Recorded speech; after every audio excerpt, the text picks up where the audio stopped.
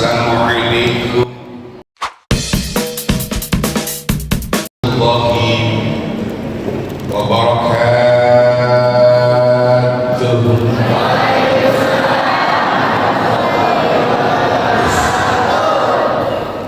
Merdeka dalam salam. Kalau dari sebuah ini kalau paksa orang ya yang ada di lokasi barang pepatah batuk dari waktu maka mengantuk angkat betul. Assalamualaikum warahmatullahi wabarakatuh.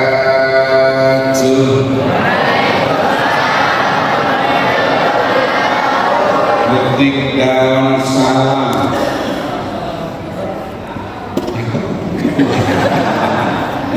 Ibu mau cakap orang itu ngomong gemuk tapi gemoy.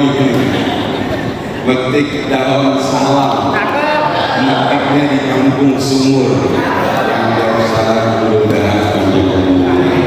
Assalamualaikum warahmatullahi wabarakatuh.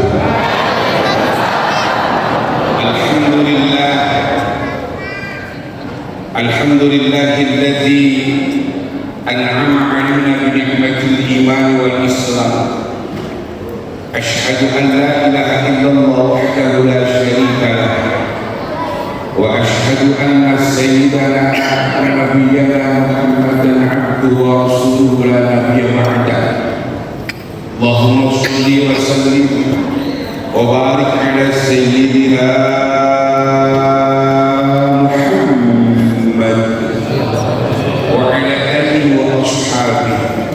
ومن تبعه بإحسان إلى يوم القيامة لا حول ولا قوة إلا بالله العلي العظيم. أما بعد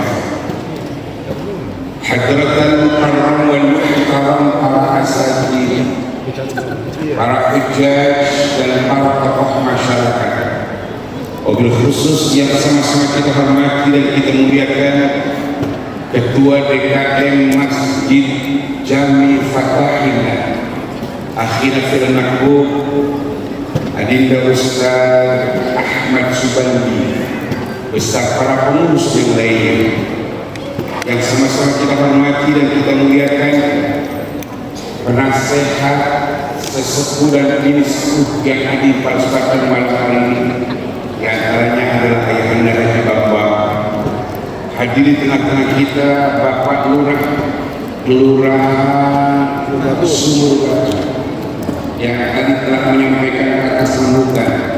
Tadi doa untuk beliau Pak Lurah, mudah-mudahan terus dipanjangkan umurnya. Kalau aku sudah sering datang acara peringatan Maulid, biar cepat diangkat derajatnya dan cabang keilmuannya. Para tamu undangan yang datang dari Masjid Jami Al-Fatah, ibu-ibu dari berbagai macam majlis taklim yang begitu banyak, izinkan walaupun saya tidak sebutkan satu persatu namanya, namun tidak mengurangi takzim saya kepada semua yang hadir.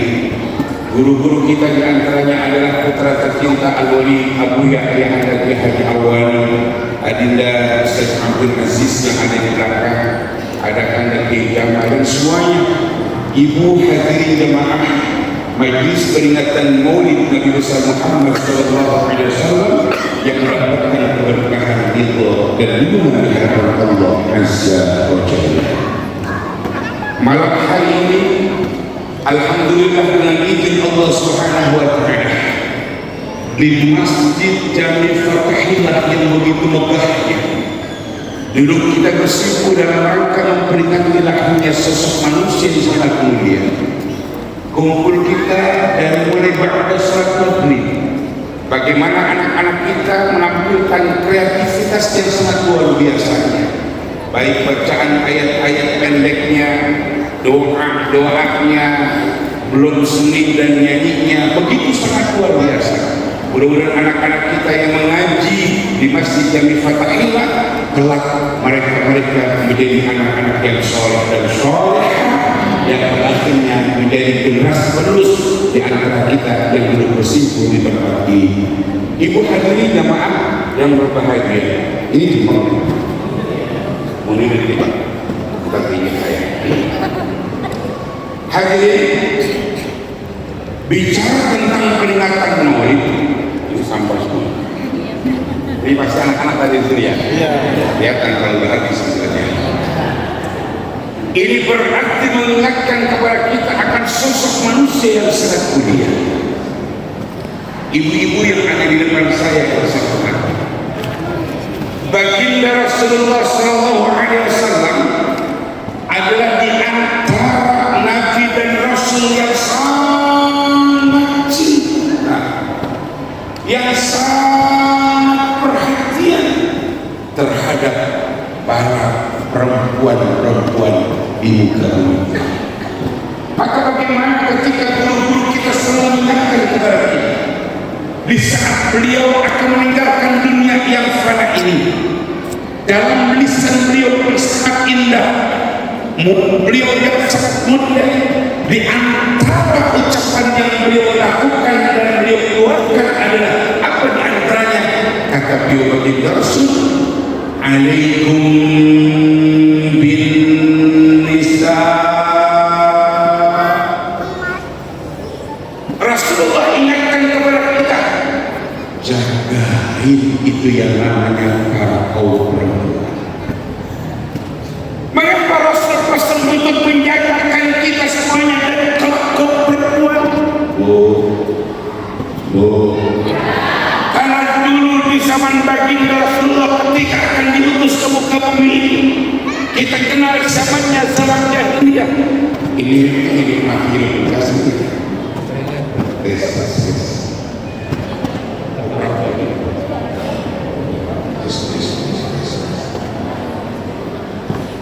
Bukan berarti orang-orang yang tinggal di kota Mekah bukan orang yang bodoh. Mereka secara intelektual pintar. Tapi apa sebabnya di zaman jahiliyah kalau ada seorang ibu melahirkan jenis kelaminnya perempuan, maka seorang suami akan merasa malu. Karena anggapan mereka yang namanya perempuan, jangan bilang begitu. Di zaman dulu baginda Rasul akan diutus yang namanya perempuan, cuma hanya bawa suara. Yang namanya perempuan, cuma hanya banyak malapetaka. Yang namanya perempuan, cuma hanya banyak. Makanya tidak salah ketika dulu kalau ada anak lahir kemudian jenis kelaminnya perempuan, yang namanya suaminya nggak pakai tega dibunuh, bahkan banyak yang dikubur hidup-hidup.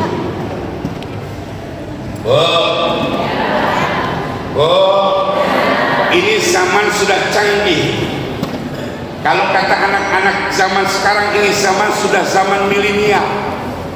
Pak Lurah udah ngingetin kepada kita kalau di zaman baginda Rasulullah bayi baru lahir dibunuh, bayi baru lahir dikubur hidup-hidup dulu. Sekarang lebih hebat lagi, belum lahir udah dibunuh. Apa sebabnya? Pergaulan. Yang lagi viral sekarang ini ada seorang guru yang harusnya dikuku dan ditiru, melakukan begitu-gituan sama anak muridnya, lagi viral.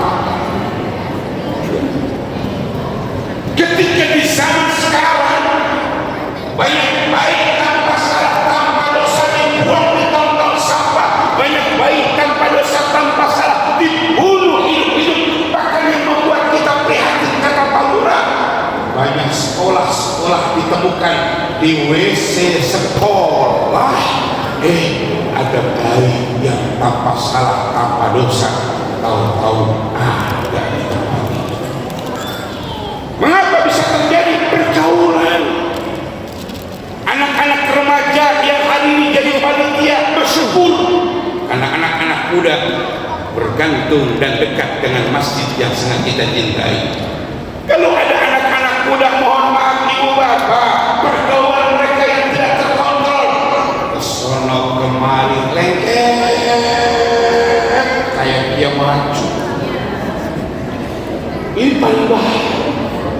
Makanya kata guru-guru kita dulu selalu ingatkan kepada kita, Rasulullah ingatkan dan berkata hadis yang sangat indah, la yahluwanna rajulun bi imra'atin illa fi mahramin. Tak boleh laki dan perempuan berdekat-dekatan, berkumpul di tempat yang sepi, karena sudah pasti yang ketiga bukan lagi baik. Yang ketiga siapa, Bu? Yang ketiga siapa, Bu? Ngomong saya tanya biasa aja, gak usah makhluk saya. Yang ketiga ini yang selalu menggoda anak-anak remaja yang ada di luar mungkin, yang mendengar suara saya, perhatikan. Kalau ada anak muda yang satu laki yang satu perempuan selalu berdua di tempat-tempat yang sepi, maka akan terjadi yang namanya buka-buka. Loh, apa itu buka-buka? Buka nana, buka aju, buka eha, buka antum. Kalau sudah terjadi yang namanya uka-uka, maka akan terjadi yang namanya penampakan. Yang perempuan bilang, yang laki bilang, kalau ini sudah sampai terjadi, ibu hadirin jemaah yang dimuliakan oleh Allah, jangan pernah menyalahkan itu anak. Bisa jadi sebab anak begini karena kurang perhatian dari orang tua. Maka dalam salah satu kitab, seorang ulama yang bernama Syekh Zainuddin bin Abdul Aziz bin Zainuddin Al-Malibari, nah kitabnya adalah Irsyad Ibad ila Sabilir Rasyad. Apa kata beliau? Kalau ada seorang wanita yang ketika hamil di luar nikah, sementara orang tuanya kurang kontrol terhadap anaknya, maka dosa anak akan dilimpahkan untuk kedua orang tuanya. Na'udzubillah min, na'udzubillah min. Hadirin jemaah yang berbahagia, bagaimana caranya biar anak-anak kita menjadi anak-anak yang baik, biar anak-anak kita menjadi anak yang saleh dan salehah? Maka jangan pernahkah jauh anak-anak kita untuk senantiasa mencintai baginda Rasulullah sallallahu alaihi wasallam, karena beliau adalah panutan kita, idola kita sepanjang masa dan sepanjang zaman, dan tidak pernah tergantikan oleh siapa. Ibu hadirin jemaah yang berbahagia, jadi baginda Rasul selalu membuat pesan di akhir kehidupannya dengan ucapan kalimat alaikum bin nisa. Ibu yang saya hormati, ada satu cerita yang perlu saya sampaikan kepada ibu. Baginda Rasul menikah dengan seorang istri bernama Ibunda Khadijah Kubra, usianya. Baginda Rasul masih 25 tahun. Bagaimana perjuangan yang dilakukan oleh beliau Ibunda Khadijah dalam rangka untuk mensupport baginda Rasul, mendukung baginda Rasul zahiran wa batinan. Tahukah di antara kita, di saat detik-detik terakhir Ibunda Khadijah Kubra akan meninggalkan dunia yang fana ini, khusus pesan buat ibu-ibu semuanya, sehebat apapun seorang wanita, rajin ibadah misalnya, rajin puasa contohnya, rajin ngaji umpamanya, ibu bisa masuk ke dalam surga, syaratnya cuma satu, dapat ikhlas dan ridho dari suami tercinta. Benar apa enggak, Pak? Itu yang bilang betul baru 45. Padahal bapak-bapak saya itu ada 201. Mengapa nggak berani sama istri dia? Awas kalau bilang betul. Ibunda Khadijah Kubra saat meninggalkan dunia yang fana ini, di hadapan baginda Rasulullah beliau bilang begini. Kalau bahasa orang sumur batu nih, kata Ibunda Khadijah yang begini, apa? Ya, selama ini saya jadi istri, Pak, jujur banyak salahnya. Abang, ya Neng, maafin saya Bang, mohon ikhlas dan ridhokan saya Bang, karena saya banyak salah dan dosa. Apa kata baginda Rasulullah SAW? Ya Allah, Khadijah al-Kubra, istriku yang kau cintai dan sayangi, engkau berjuang sangat luar biasa membela Islam mati-matian. Harta yang kau dapatkan, harta yang kau punya, harta yang kau miliki, semuanya nyaris tanpa ada sisa untuk syiar di hadapan Allah. Ibu-ibu yang ada di depan saya perlu saya sampaikan. Sampai Ibu Khadijah al-Kubra pernah berkata begini, Abang, jika suatu saat nanti saya panggil terlebih dahulu, kau menyampaikan dakwah di tengah masyarakat, kau dikejar oleh orang-orang yang benci terhadap engkau, melewati yang namanya lautan, menyeberangi yang namanya sungai dan kali, ada alat untuk menyeberang, kata Ibu Khadijah al-Kubra, Bang, kali kuburan saya, jadikan kuburan saya yang namanya tulang bulangnya untuk jembatan, biar kau selamatkan oleh Allah. Ibu-ibu yang saya tanya ada di depan saya, ibu-ibu ada yang pernah pesan kalau nanti meninggal dunia apa suaminya begitu? Yang banyak sih Pak mesinnya begini, Pak, iya Mah, entar kalau mama jalan dulu ya, pokoknya awas ya, jangan nikah. Lalu apa? Mereka apa pasti kalau mama pengen nikah satu syarat apa? Sebelum kuburan mama kering, coba nikah. Orang laki banyak akalnya, cuma ingin kuburan kapan? Dia ketukang tenda, nyewa kulkas kering sampai 4 yang umurnya pas, dibawa di kuburan di setir, 3 jam non-stop kuburan kering. Tapi bukan itu masalahnya, hadirin jemaah yang berbahagia. Ini buat pembelajaran kepada ibu-ibu yang saya cintai. Ibu hadirin jemaah yang berbahagia, Ibunda Khadijah al-Kubra, wanita yang sangat luar biasa, memiliki harta yang sangat berlimpah, setiapnya luar biasa kepada baginda Rasul. Di saat dia akan meninggal dunia, baju yang dipakainya tambelannya sampai 83 tambelan. Yang udah harus kita pikirin, jangankan 83 tambelan, orang kadang satu tambelan aja juga. Kalau ibu-ibu kita sih Pak yang ada di masjid bukan 83 tambelan, tapi 83 seragam pengajian. Yang sebelah kiri warnanya beda, yang pojok warnanya beda, yang tengah warnanya beda. Itu baru hanya beberapa setel yang dipakai. Ustaz emang nggak boleh? Boleh, buat penyemangat ngaji. Dan di mana-mana kodratnya wanita begitu. Ya, punya seragam enggak 1, enggak 2, enggak 3. Makin banyak ngajinya, maka makin banyak punya seragamnya. Walaupun kadang-kadang seragamnya banyak yang lunas.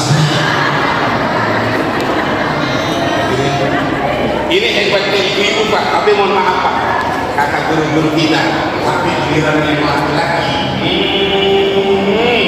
Kalau giliran ngaji Pak, yang dipakai enggak perlu ini. Baju kotor dari warna coklat sampai berubah warna putih, kebanyakan dicuci. Warna kancingnya yang tadinya kotor dan seragam bisa berubah. Ini coklat. Bukan karena suami nggak mampu beli, karena duitnya udah kehabisan sama istri-istri. Tapi mohon apa? Ini bukan isi-isi yang ada di samping sebelah kiri saya. Bukan. Ini isi-isi yang nggak ngaji. Kalau diskusi, insya Allah istri yang soleh. Kelihatan dari wajah-wajah yang soleha. Apa di antara cirinya? Ketika suaminya bilang, Mah, ini pegang uang belanja buat besok hari Senin.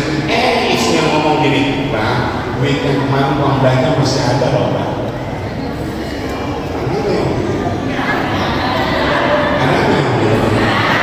Suaminya ngasih uang belanja, Mah, ini pegang uang belanja buat hari Senin besok. Siang soleha jawabnya, ya Allah, Bang, uang belanja yang kali ini uangnya masih ada. Ada yang bilang, kalau Bapak punya punya istri yang model begitu, pesannya cuma satu, itu pilih kalau belum mati jangan ditungguin lagi. Jamaah yang dimuliakan oleh Allah Azza wa Jalla, sehingga ketika sekarang terjadi bagaimana dekandensi moral yang sangat luar biasa menurunnya, di antara yang bertanggung jawab bukan hanya Pak Lurah yang ada di tengah-tengah kita, bukan hanya Pak RW, bukan hanya Pak RT, bukan hanya guru-guru kita, yang bertanggung jawab terhadap kemerosotan moral anak-anak muda adalah kita sebagai orang tua. Ibu bapak bisa jadi yang rajin ibadah, rajin ngajinya, rajin silaturahimnya, tapi mohon maaf, jangan di antara kita yang mengontrol anak-anak kita. Maka hadirin jemaah yang berbahagia, kalau nanti di saat anak-anak kita sudah meninggalkan dunia yang fana ini, kita sebagai orang tua belum pernah mengarahkan untuk belajar agama, maka di saat anak-anak kita akan masukkan ke dalam neraka, itu anak-anak nanti akan protes. Apa kata anak-anak kita? Ya Allah, saya minta keadilan dan keadilan. Keadilan apa yang kau inginkan? Anak-anak kata, ya saya tinggal di sumur batu, ibu saya rajin ngajinya, apalagi musim habis subuh udah dandan, karena jam 7 ada jadwal berangkat mobil, pulang pada zuhur sholat, siap-siap lagi buat ngaji acara berangkat mobil. Saya sebagai anak belum pernah diingatkan untuk melaksanakan ibadah, saya sebagai anak belum pernah diingatkan untuk ngaji. Ya Allah, saya minta keadilan terhadap engkau. Saya bisa begini karena orang tua saya tidak belajar dengan saya. Ibu bapak yang manusia akan masukkan ke dalam surga, stop dulu mereka harus bertanggung jawab. Maka peringatan murid bersuara dalam hal ini, bagaimana biar anak-anak kita menjadi anak-anak yang baik. Maka ibu bapak yang saya hormati, gak salah kalau anak-anak kita sudah kita titipkan di pengajian taman pendidikan Quran di Masjid Jami Fata Hidayah.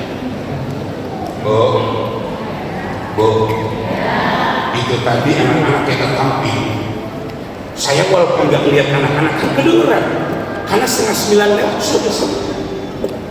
Luar biasa. Ya, mentalnya sudah bagus, suaranya sudah indah, baca Qur'annya, makhrajnya sudah bagus. Sekarang saya tanya ibu bapak yang anaknya dititipkan, yang anaknya diamanahkan masuk ke pendidikan madrasah yang ada di atas, saya tanya kira-kira ibu bapak bangga enggak? Bangga enggak? Bahagia enggak? Senang enggak? Kalau udah senang, harapan kita nanti di saat kita meninggal dunia yang baca Quran adalah anak kita. Bismillahirrahmanirrahim. Yasin. Nanti di saat kita meninggal dunia yang membacakan Quran di samping adalah anak-anak kita. Bismillahirrahmanirrahim. Alif Lam Ra.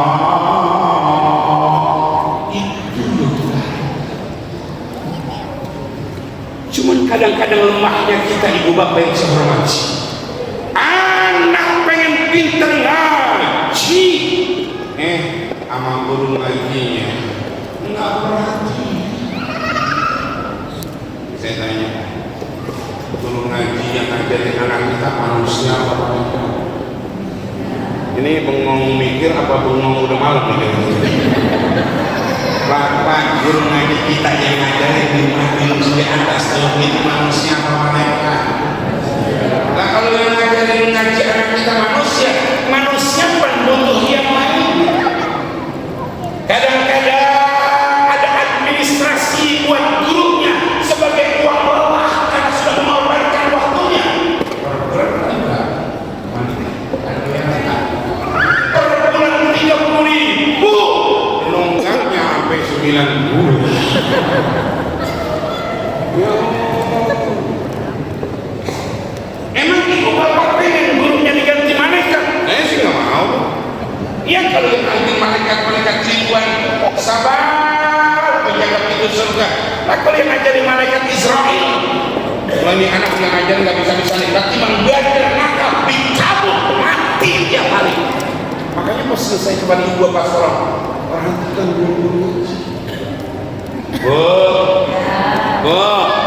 Mohon maaf ya, saya sering panggil ibu-ibu. Kenapa? Kalau bapak-bapak sih konsentrasinya luar biasa. Yang penting snack di depan masih ada. Ini mama kalau nggak dipanggil-panggil pada ngomong. Yang pojok ngomong begini. Itu yang jadi ceramah kenapa kurus banget. Kalau bilang kurus namanya fitnah itu. Kata Bang Bandi, saudara saya, jangan lihat kurusnya. Kurus bukan, jangan lihat kurusnya. Karena gede, nggak apa-apa gede.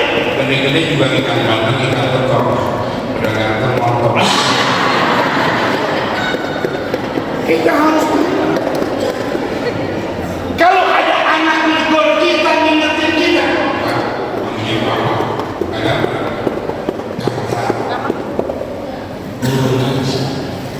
karena masjid yang difatahin itu masih dalam proses pembangunan dan terus akan berkembang dalam pembangunannya. Listrik, abonemennya naik, kan lurah juga masih subsidi. Terus kenapa? Ini mulai bulan nanti bayarannya 35 naik jadi 40. Orang tua yang pinjam Pak ngomong begini, jangan kan 40.000 sebulan 100.000 ngaji. Yang penting kau pintar. Orang tua yang kata anak laporan bayaran ngaji naik, apa kata orang tua? Mulai jangan berhenti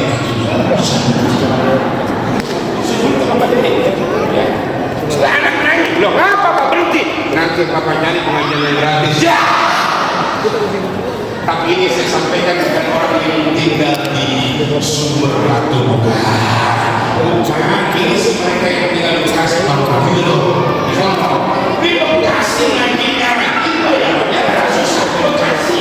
Bapak saya tinggal, saya naik ke Bekasi. Kenapa begitu? Bikin orang Sumber Batu. Berarti tanggung jawab. Akhirnya ini perhatikan. Yang pertama Rasulullah ingatkan kepada kita, tolong Bu, jadi orang tua yang baik. Yang kedua, jam 10 kurang 15 menit. Ya, sini cuma nasi kabar, jam 10 kurang 15 menit. Karena besok masih hari kerja ya. Insya Allah saya ceramah nggak lama. Kami sampai jam 12.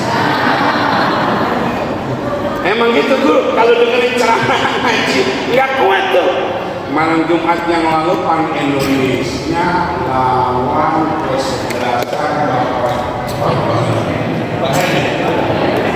jam setengah 12 baru main. Udah gitu masuk pakai ceramah diperpanjang. Yang tadi Indonesia udah menang jadi seret. Nonton bola 2 jam kuat, nonton bola 3 jam kuat. Nggak ada ngasih ayam, nggak ada ngasih snack, nggak ada ngasih minum. Giliran dengerin sama, saya ceramah belum 1 jam. Saya lihat ibu bapak udah anggot 9 kali anggot. Ini kan, kalau saya tanya dulu, bapak-bapak. Kalau jangan pulang terus. Nah, kalau saya bilang kuat gitu ya. Yang kalau ini kalau panitia jaga kalau yang kamu pulang jaga ini. Lu nggak mau kita apa dia pada pulang ini cuma berbahaya. Jadi kalau lihat bola, ngelihat kuis family 100, tapi kalau ngaji mau begitu. Baik. Nah, yang kedua begini. Rasulullah SAW ingatkan kepada kita di saat beliau akan meninggalkan dunia yang fana ini. Apa kata beliau? Alaikum bis sholat.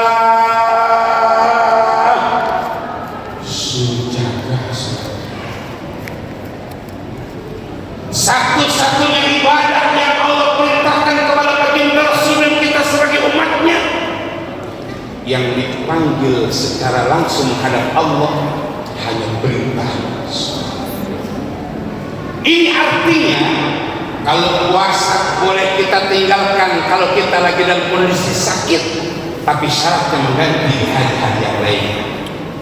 Ibu bapak pengen laksanakan ibadah haji, kata Pak Burhan belum ada, rezekinya belum cukup.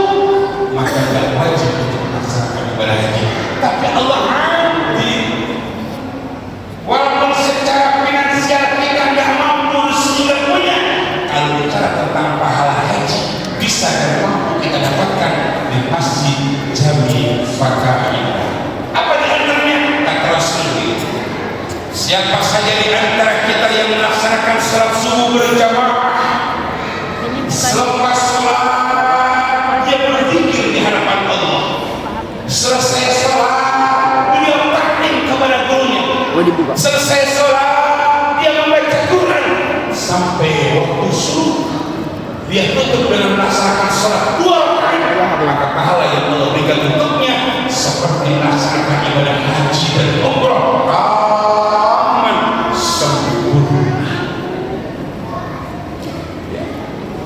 Ini kan yang terjadi, bukan kita sholat subuh menunggu di masjid berzikir membaca Quran sampai waktu sholat duha. Yang banyak orang sekarang sholat subuhnya di waktu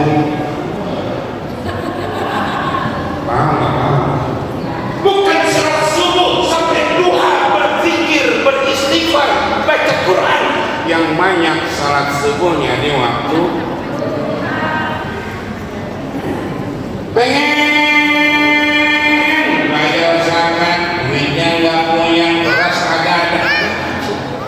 Tapi bicara tentang perintah sholat, selama roh masih ada di kandung badan, selama dia dalam kondisi yang masih ingat di hadapan Allah, maka hukumnya sholat adalah wajib. Ceritanya begini, di zaman sahabat Abu Bakar As-Siddiq radhiyallahu anhu, maka rajulun, ada seorang laki-laki yang meninggal dunia. Di saat seorang laki-laki meninggal dunia, maka sahabat Abu Bakar dan sahabat yang lainnya menghormati itu jenazah dengan memandikannya, mengkafaninya, sebelum membawa ke tempat yang terakhir. Itu jenazah akan disolatkan. Anak-anak remaja yang main marawis, suaranya begitu menggegar, pernah sholat jenazah? Nah ya, enak tadi sekian. Saya mau kemana-mana. Saya sedianya deh. Kalau sholat jenazah lain, yang namanya orang meninggal dunia itu pun setelah dibungkus dengan kain kafan, maka ketika akan dibawa ke masjid atau ke musala, dia akan dimasukkan ke dalam keranda. Kadang-kadang berat dan tidaknya itu keranda atau kurung bata tergantung amal ibadah seseorang. Berat tubuhnya cuma 30 kilo, pasti bisa jadi karena dosa. Berat badannya berat. Saya kira-kira berapa kilo ya? Kadang-kadang kalau saya nimbang nih, saya naik ke atas timbangan, saya jalan, ini jarumnya. Kalau saya turun, tahu jarum ada. Kalau saya naik, ada jarumnya. Jadi kalau saya naik ke timbangan, itu jarum, malu menampakkan pada saya. Pokoknya 30 tambah sekian aja. Hadirin, di saat jenazah itu sudah dibawa menuju tempat untuk melaksanakan sholat, di depan itu jenazah sudah terwujud. Sahabat Abu Bakar bilang sama sahabat yang lainnya, ya, kita serapkan, bersiap-siap. Baik, sahabat Abu Bakar itu niat usolli ala hadzal mayyit arba'i takbiratin fardhu kifayah ada'an imama lillahi ta'ala. Allah. Di saat sahabat Abu Bakar mengucapkan kalimat takbir Allah, tiba-tiba itu kurung batang yang ada di depan bergerak. Saya tanya bapak-bapak juga, ada yang sholat jenazah. Kita di sholat jenazah di masjid yang Fatahillah. Pas banget kalau mau takbir, tahu-tahu kurung batang bergerak. Pertanyaannya, sholat lanjut apa kabur? Sholat lanjut apa kabur? Sholat lanjut apa kabur? Kabur jenazah bangkit, karena jenazah ikut. Ketika sahabat Abu Bakar akan melaksanakan sholat jenazah, tiba-tiba kurung batang yang ada di depan bergerak. Maka sahabat Abu Bakar bilang, mohon maaf, sholat kita tunda. Sejenak kita lihat ada apa? Pelan-pelan dibuka itu kurung batang yang bergerak. Ketika dibuka, ternyata di dalam kurung batang sudah ada ular besar. Yang ular ini sedang berada persis di leher jenazah sambil memakoki yang namanya Abu Bakar jenazah, si jenazah semuanya mengalirkan darah. Sahabat Abu Bakar dan sahabat-sahabat yang lainnya spontan diambil yang namanya pedang. Itu ular yang besar ini dibunuh. Padahal yang meninggal dunia itu bukan pawang ular. Di televisi ada yang namanya si Panji. Panji jenis ular apa yang mampu dia tunjukkan? Ini yang meninggal dunia bukan pawang ular. Pertanyaannya, waktu dari luar ada ular, dimatikan pada ular, dikasihkan kepada ular. Kenapa masih tahu-tahu bergerak ada ular? Di saat sahabat Abu Bakar dan sahabat yang lainnya ingin membunuh itu ular, biiznillah dengan izin Allah, tahu-tahu itu ular bisa ngomong. Ada ular bisa ngomong. Ibu-ibu saya tanya, percaya nggak kalau kira-kira ular bisa ngomong? Bapak-bapak percaya kalau ular bisa ngomong? Ini cerita bukan saya. Silakan buka dalam kitab Durratun Nasim babnya bab Tarifus Shalihin. Ketika ini ular bisa ngomong, maka pada saat akan dibunuh, qalal hayat, berkata itu ular. Apa kata ular? La ilaha illallah Muhammadur Rasulullah. Kemudian ular ngomong sama sahabat Abu Bakar, ngomongnya begini, ya Abu Bakar, limadha antaqtuluni wa laysa li dhanbun wala khata'un. Sahabat Abu Bakar dan semuanya, mengapa kau ingin membunuh saya sementara saya tidak pernah punya dosa dan salah kepada kau? Sahabat Abu Bakar kan nanya, ma khataya? Kata adinda besar Abdul Aziz yang berusaha membesar dari boy adik merasa, mak ikut opo khataya utawi piro-piro kesalahan di jenazah. Emang salahnya ini jenazah apa? Emang dosa jenazah ini apa? Ditanya oleh sahabat Abu Bakar. Ibu yang saya hormati, itu ular ditanya, nggak jawab dia. Sahabat Abu Bakar nanya lagi, al-haya ya ular, ma khataya? Emang dosa? Ular nggak jawab. Katanya yang lagi nyoti anak-anak kita, itu ular dalam hati ngomong, kasih tahu lagi. Ini sahabat Abu Bakar pengen tahu aja, pengen tahu dulu. Ditanya lagi oleh sahabat Abu Bakar, ahli ular ini ada 3 kesalahan ini jenazah. Ada berapa bu? Ada berapa bu?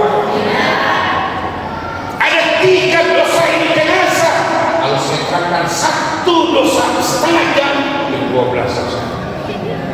Tapi bukan masalah itunya. Yang terpenting semuanya kita bahas walaupun sedikit. Yang pertama kata ular, aku diperintahkan oleh Allah untuk menyiksa orang sampai hari kiamat. Dosa yang pertama, al-ta'awun ila sariku orang taqab bil jama'ah lawan lakon jamaah. Kata ular, aku diperintahkan oleh Allah untuk menyiksa orang. Anak ini orang selama hidupnya ketika mendengar suara azan nggak buru-buru melaksanakan sholat. Jujur Pak, ini masih demi Fatahillah Allah mungkin di wilayah Sumur Batu termasuk Mekah, Haram semua. Habis berapa lama? Habis berapa maksudnya? Sekitar 3-4 bulan. Jadi kata ular, aku diperintahkan oleh Allah untuk bisa pertama ketika ini orang dia dengar suara azan dan buru-buru melaksanakan jamaah. Ini terjadi dalam kehidupan kita. Muadzin masjid di Fatihah sore baru. Allahu Akbar, Allahu Akbar. Ibu ingetin Pak, ya Mak, udah tenang Mak, paling belakang azan. Azan selesai, masjid musola Taurah yang sah ahli sunnah wal jamaah sambil menunggu waktu iqamah baca salawat. Salatullah salamullah ala rasulillah salatullah salamullah.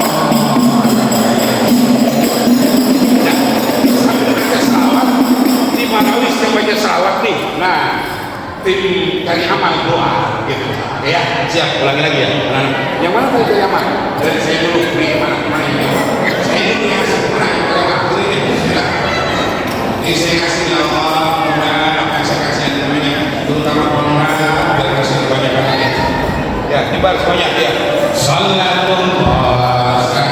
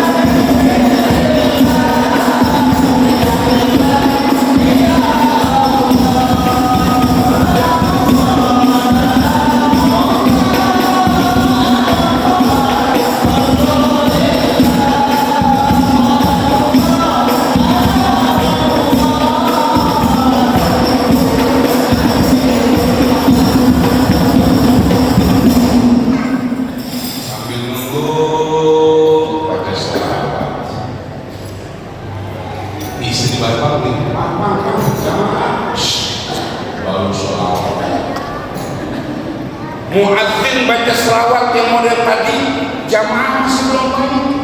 Sementara waktunya kalau masih lumayan lama di selawat. Astaghfirullah.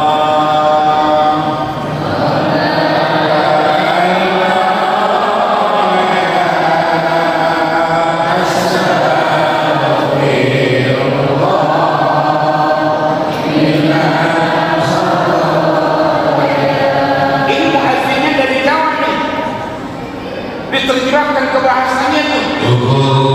Gusti Allah, kula yunakullah sekame dosa Allah. Di samping ada orang rawat, ini bilang itu yang datang jamaahnya belum banyak juga. Kalau lagi salawat yang lainnya belum banyak juga. Itu manfaatnya baca salawat tunggu. Tapi mohon maaf, kadang-kadang ada yang senang salawat, dia nggak senang baca salawat. Saking yang senangnya, dia nulis karet, itu suratnya dikirim, ditaruh di atas meja. Isinya begini. Mohon maaf yang baca salawat jangan pernah diulangi karena baca salawat bagaikan munafik syaitan. Ada yang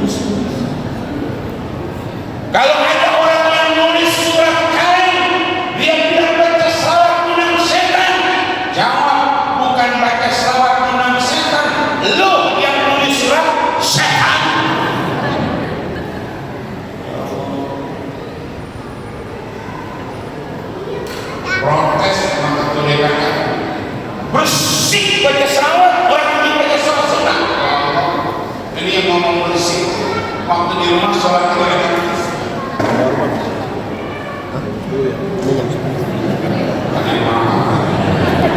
Emang kalau di malam hawanya gitu tuh, hawanya emosi gitu.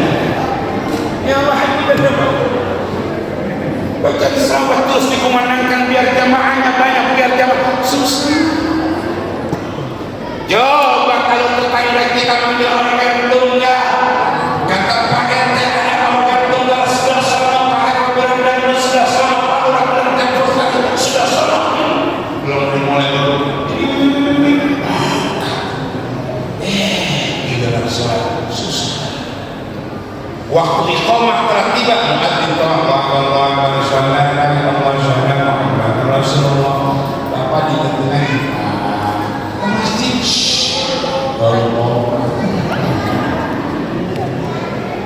Masjid Jami Fatahillah, ketua DKM-nya salah satu pengurus NU di wilayah PCNU Jakarta Pusat, pengurus cabang wilayah Jakarta Pusat. Selepas sholat biar masjid syiar berpikir bersama-sama. Ini penting ini. Astagfirullahaladzim alladzi la ilaha illa huwal hayyul qayyum wa atubu ilaih min jami'il ma'asyihi wa la hawla wa la quwwata illa billahil aliyyil azim. Dari mana dasarnya? Makanya ini Pak Ustaz kan pikir keras-keras nggak boleh. Lain nggak boleh. Kamu bikinnya keras nggak boleh. Pak Ustaz kalau bikinnya kenceng nggak boleh. Kenceng nggak boleh. Pikir itu baca istighfar. Makanya ngaji. Ngajinya di masjid, ada gurunya. Referensi kitabnya jelas. Dalam salah satu kitab namanya kitab Al-Adhkar yang dikarang oleh Syekh Muhyiddin Abi Zakaria An-Nawawi, tertulis jelas selepas sholat baca istighfar 3 kali, pahalanya ini. Dilanjutkan dengan baca la ilaha illallah wahdahu la syarikalah 10 kali, pahalanya ini. Dilanjutkan dengan baca Allahumma antas salam, pahalanya begitu. Di Masjid Jami Fatahillah imamnya sudah baca wiridan, selesai doa musafa sallallahu alaihi Muhammad, bapak diingetin sama istri, sama di masjid baru selesai. Nah pertanyaannya kenapa Ustaz? Maka hikmah peringatan Maulid malam hari ini, baginda Rasul itu kalau ibadah beliau sampai bengkak kaki. Pak, saya yakin di antara bapak-bapak yang ada di depan saya bengkaknya sering sama dengan baginda Rasul, cuma sebabnya beda. Kalau baginda Rasul kalau bengkak kebanyakan sweet beribadah, kalau kita bengkaknya kebanyakan noise. Kalau kita bengkaknya rebutan kuliner, kesentet beda. Tapi baginda Rasul bengkaknya rajin melaksanakan ibadah. Mohon maaf ibu hadirin jemaah berbahagia, seharusnya ibu yang harus berhenti beribadah bagi Rasul, surga udah ada jaminannya, neraka udah dijauhkan, dosa udah diampuni. Harusnya yang beribadah bagi Rasul, tapi ibadah Rasulullah sangat luar biasa. Yang masuk surga kadang-kadang ngaji, kadang-kadang enggak, cuma banyak enggaknya cuma ngaji. Pengen masuk surga lewat mana? Maka peringatan hikmah Maulid malam hari ini kita berharap ya Allah bukan hanya sebatas kau kumpulkan di Masjid Jami Fatahillah, yang terpenting suatu saat nanti kau kumpulkan kami bersama kekasih kami, idola kami, panutan kami, baginda Rasulullah sallallahu alaihi. Hadirin jemaah berbahagia, jam 10:10 jujur saya belum ceramah masuk pembukaan. Cuma saya tahu diri lah ya, walaupun baru pembukaan ini saya lihat ibu bapak duduknya udah 8 kali berubah. Yang tadi bersilah sudah mulai melonjor, yang dekat tembok sudah mulai nyender, tinggal aku yang belum tempur. Saya berharap mudah-mudahan nikmat Israel isi Imam Maulid yang udah rajin ngajinya biar tambah rajinnya ngajinya insya. Yang sudah rajin sholatnya biar tambah rajin sholatnya insya. Yang sudah rajin sedekahnya biar tambah rajin sedekahnya, karena itu yang nanti akan menjalankan nama kita. Sekali lagi kita berharap mudah-mudahan Allah memperkenankan kita nanti menuju surganya bersama pimpinan kita, idola kita, panutan kita, baginda Rasulullah SAW. Hadirin, waktu dua yang kita masih kita. Mari sebelum kita tinggal ke tempat ini, kita angkat tangan kita kepada Allah seraya kita bermunajat. Namun sebelum ini kita baca Fatihah dengan barakah dan Allah kuatkan iman Islam kita, Allah panjangkan umur kita, Allah murahkan rezeki kita, Allah lancarkan urusan dan usaha kita, menjadikan semuanya anak-anak kita menjadi anak yang saleh dan salehah, menjadikan keluarga kita menjadi keluarga yang sakinah, mawaddah, warahmah. Buat semuanya orang-orang tua kita, mereka yang telah mewakafkan tanahnya untuk masjid Jami Fatihillah, mereka yang telah mendapatkan hartanya untuk masjid Jami Fatihillah, yang telah Allah bagi makanan yang mudah-mudahan mendapatkan kepada di hadapan Allah SWT. Guru kita yang antaranya al-murid ayah anda Abu Yahya Haji Awani yang telah Allah bagi makanan yang mudah-mudahan Allah beri dosanya baik-baiknya. Orang tua kita, jemaah kita yang tidak kondisi sehat lah, yang kita sehatkan badannya, dan para fatihah siapapun di antara kita yang telah menyumbangsikan harta buat acara peringatan Maulid malam hari ini, mudah-mudahan kita dengan pahala-pahala yang berbeda. Kita berharap dengan para fatihah nanti manakala kita meninggal kita dapat kondisi husnul khatimah. Kita yang terus menjadi negara yang baldatun thayyibatun wa rabbul ghafurur rahim.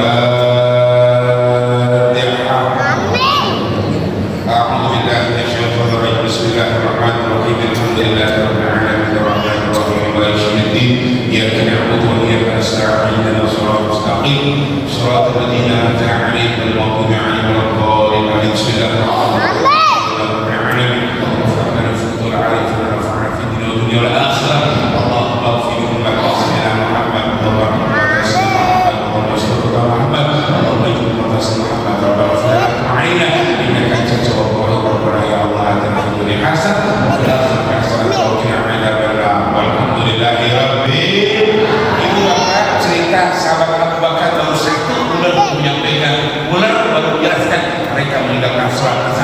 Kemudian sahabat Abu Bakar nanya, ya ular apa yang kedua ketiga? Kata ular, nanti Maulid dan Isra bersambung lagi. Saya terima kasih dan sebagian atas waktunya. Mudah-mudahan dari waktu kita berjumpa lagi. Bu, kalau ada hal-hal kurang-kurang hati, mohon dibukakan maaf dari saya Al-Fakir. Mudah-mudahan Ismail ucapkan terima kasih atas perhatiannya. Insya Allah kita berjumpa di waktu dan acara dari saya. Wassalamualaikum warahmatullahi wabarakatuh. Terima kasih sudah menonton.